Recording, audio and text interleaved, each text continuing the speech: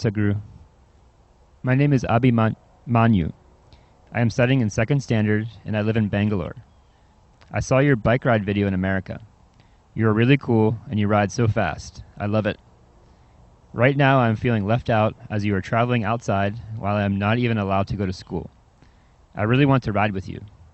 My question is, are you okay with the idea of a kid being your pillion rider? And if yes, tell me, how do I contact you? If no, then tell me why no.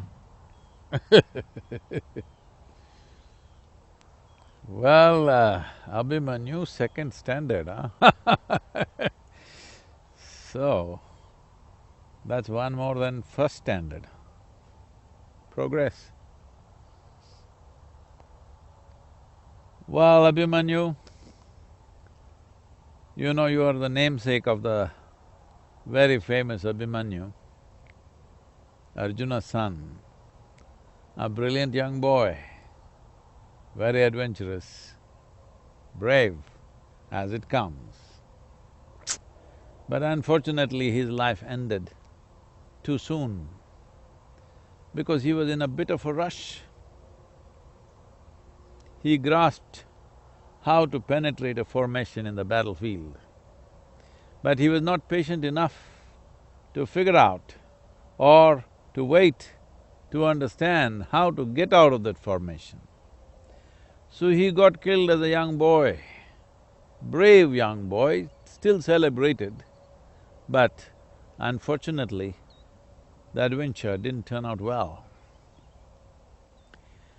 So, Abhimanyu, let's understand this. Well, you're longing to ride with me, wonderful. Maybe if you fulfill a few conditions, you will ride with me in the next few months. First of all, I want you to understand, what is it that is exciting you? Well, you're not able to school, that should excite you. Well, I'm riding a motorcycle, that's exciting for you, that's nice. But adventure is not just upon a motorcycle. It's about going beyond limitations. When you start stretching to break limitations, physical, mental, emotional and perceptional limitations that you have, then you're in an adventure mode. Adventure is not about doing a particular kind of activity. There is no specific activity that you can call as adventure.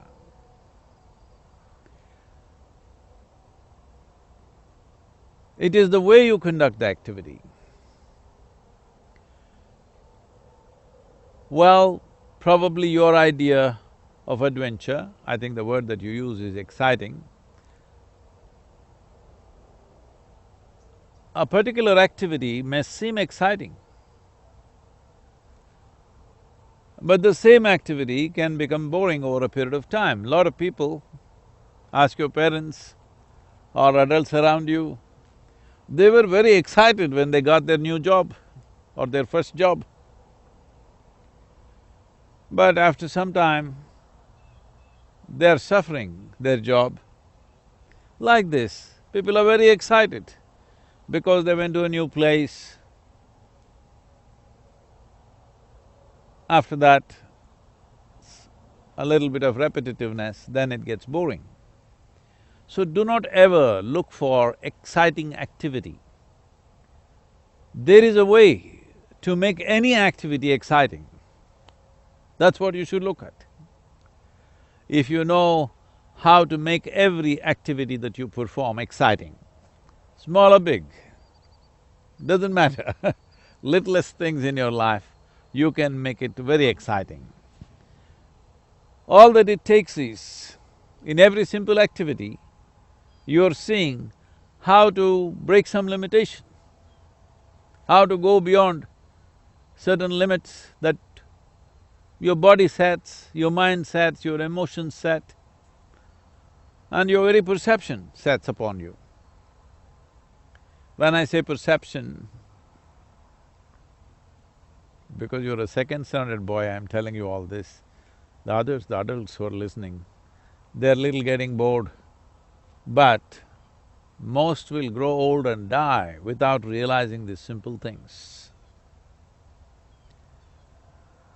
When I was a child, you're like, you must be 7, 8 years of age. When I was at that age, what intrigued me was, if I see a tree, why am I not able to see what's behind it? If I see my finger, I'm not able to see the other side of it, why? So, well, I did not know all these theories of light and it reflects and that's how you see, but I wanted to bend my eyes and see somehow. Well, I didn't get my eyes around, my eyeballs wouldn't go out and do that. But then I saw, in the process of seeing something, the vision itself, I don't know, you must check with an ophthalmologist to what extent what I'm saying is true, but in my experience, I find more than 50% of what you see is in your mind. It's your mind which sees, not your eyes. Your eyes take an image inside, but the process happens there.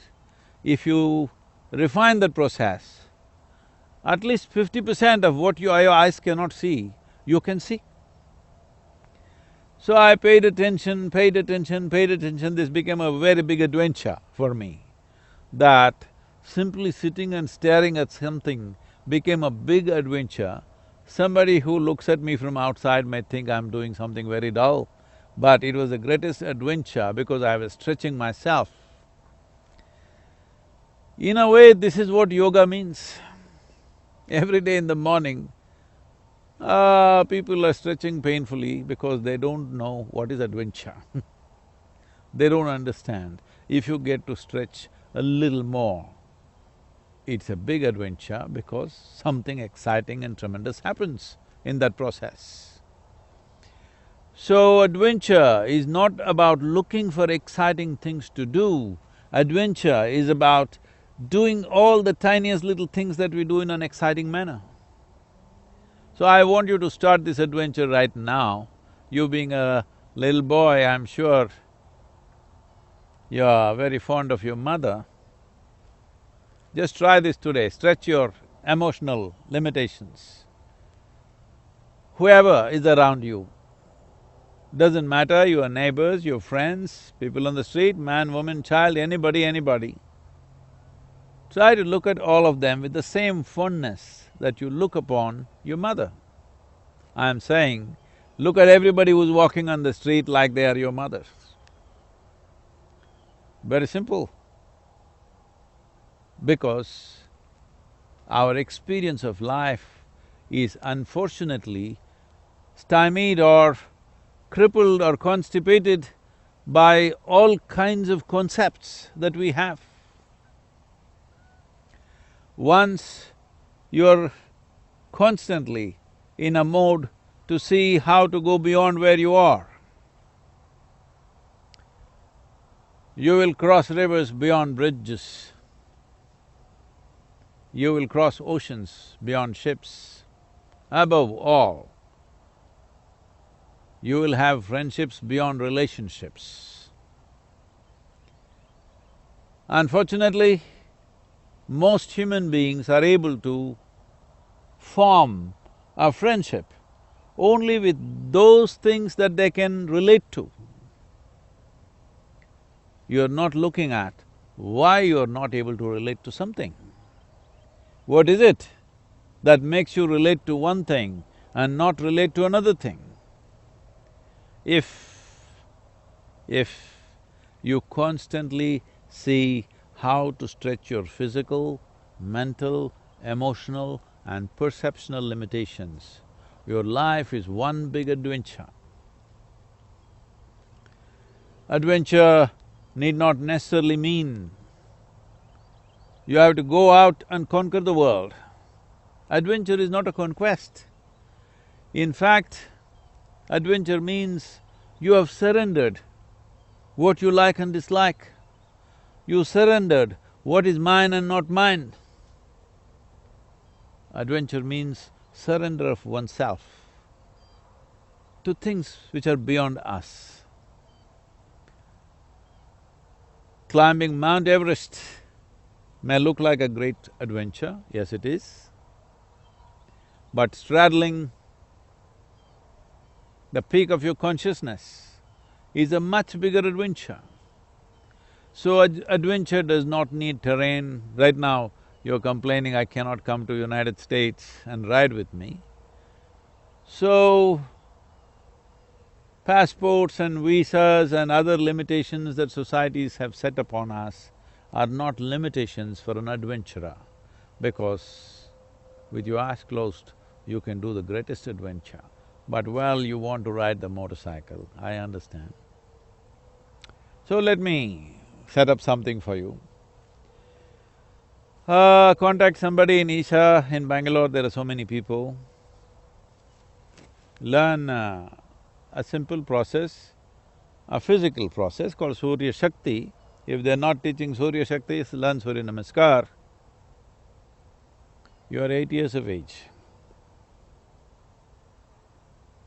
54 Surya Namaskars you must do, not just one day.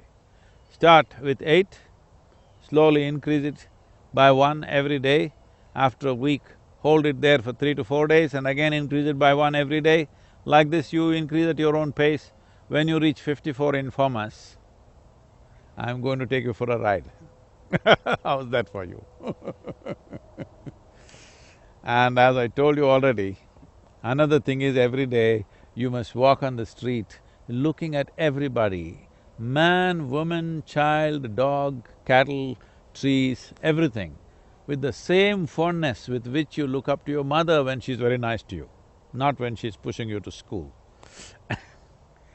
How you feel about her, like that you look at everybody. So you've broken the physical limitation and you've broken the emotional limitation. Other two things I'll excuse you because you got 50%, man, you can ride with me. And above all, if you ride with me, you need strong arms to hold on, otherwise you will fly. So you need to do 54 Surya Namaskars. When you're able to manage this every day, you're going to ride with me for sure. Okay? Is that good?